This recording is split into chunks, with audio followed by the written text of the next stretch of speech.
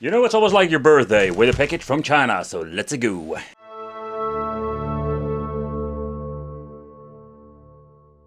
I reviewed a lot of these game systems, Android boxes, or better said like Android boxes they converted. Because they are using emulate or a weird kind of Linux software on this. But the main problem with these devices are like, beside the point, like they're plug and play and easy peasy to use. But there's a big con to these things. But there where the HK1 box comes in. Because this thing has a lot of things to offer for the money you're paying for. Take consideration, this is just an Android box. You need to put emulate or the emulators on there. I will show you shortly with my buddy Russ from the Retro Game Core channel what I mean with that. So but what you're going to get in the inside, let's take a close look at that. So they also call this thing the powder box, and the reason why is because how this thing looks. I personally really love the color, but it's kind of weird. Nowadays there are also like a different version, and maybe in the future we'll change it out. But this thing has a lot to offer. But let's take a close look at the box itself later.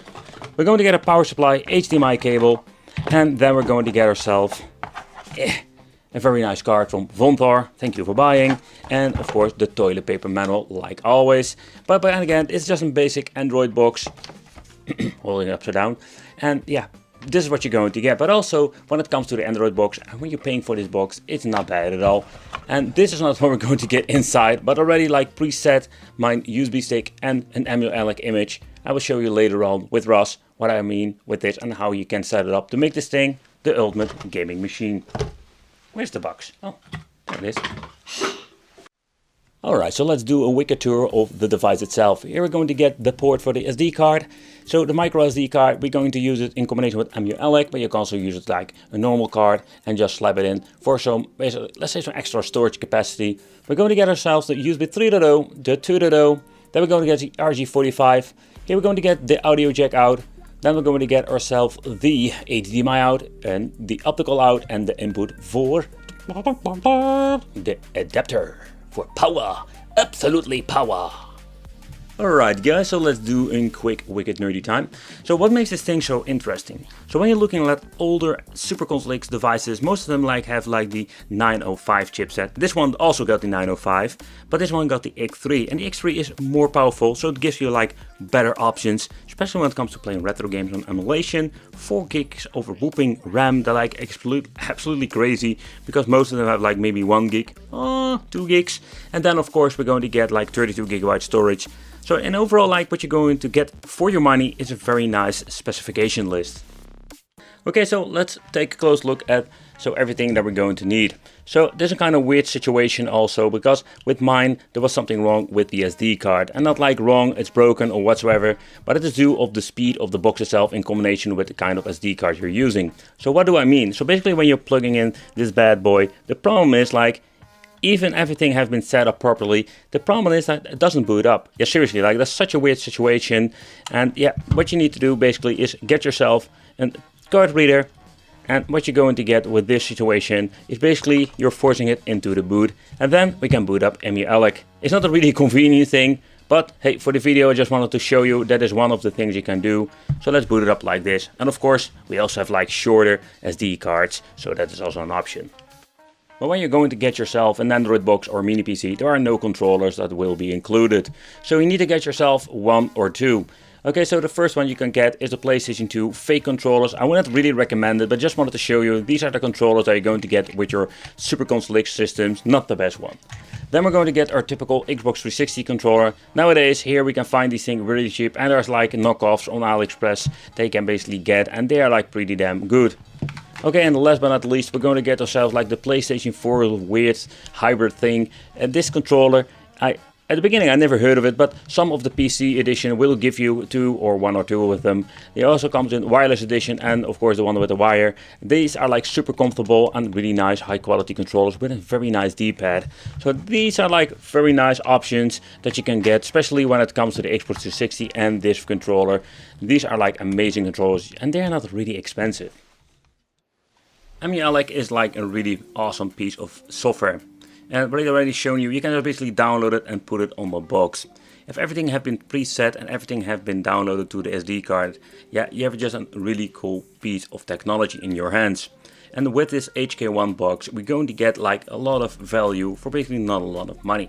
And I mean like especially you're going to get and very high performance for low cost. Something you're basically missing with some of these super conflicts. And yeah, take consideration you're just going to buy an Android box, and there's where we're going to get ourselves like the difference. You need to get yourself a controller, an SD card, you need to set it up, stuff like that. But in the end, what you're going to get is pretty damn awesome if you ask me. And now with the more power that we're going to get with the S905X3, we can play some more games than with the typical Pandora's boxes, Super Consolexes. I'm still lost in the jungle, by the way. But let's take a close look at some, let's say, more demanding Sega Saturn, Sega Dreamcast, Sega Naomi, stuff like that had a lot of issues on the basic Super Console systems.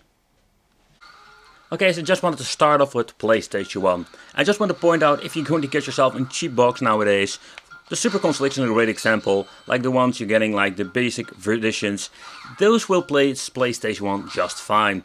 But of course, if you want to like mess around with, let's say, higher resolutions, there we're going to need even more power than what we're going to have now. So there's something you need to take consideration. But for now, like PlayStation 1 runs just fine, and that's pretty cool. Yep, going to do it. Alright, so next up, PlayStation Portable. And we need to take into consideration is that all the games will run way better, especially when it comes to two-dimensional stuff like this game. But when you're going to get into the God of War, the more demanding game, Wipeout, stuff like that, you still will see, like, struggles. Because for PlayStation Portable, we will need a lot of power to run those games on full speed. But basic games like this run just fine. And in my opinion, that is pretty damn awesome. But when you're looking at Sega Saturn, it's a new edition, because with this like newer chips we can have like a better MULX support. So 4.2, and even later on when we're watching this video will be like a newer version. We're going to get Sega Saturn. It's pretty damn awesome, but that will push this, basically the S905X3 to the maximum. Take consideration like the Nvidia Shield is one of the best boxes you can still get, and that also has like, let's say, some issues when it comes to Sega Saturn. So take on consideration is like this will always be the case with low power boxes. So I think it's pretty awesome to see that this game runs on the HK1 box. It will still have some hiccups, or you need to add some frame skip. But what is pretty cool, so where Sega Dreamcast had a lot of problems with the cheaper boxes, again Super Console X, the first generations, this box will have a pretty damn good performance when it comes to Sega Dreamcast. And I think there is where this box will shine mostly.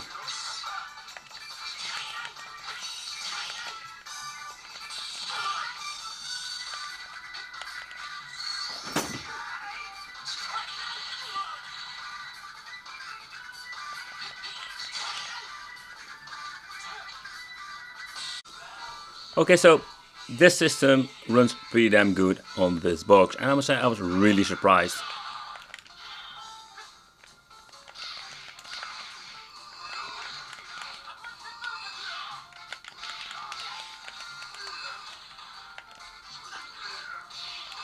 And when I say that, I was surprised to see that this system runs okay on the Super Console X cheap editions, but this was absolutely cool.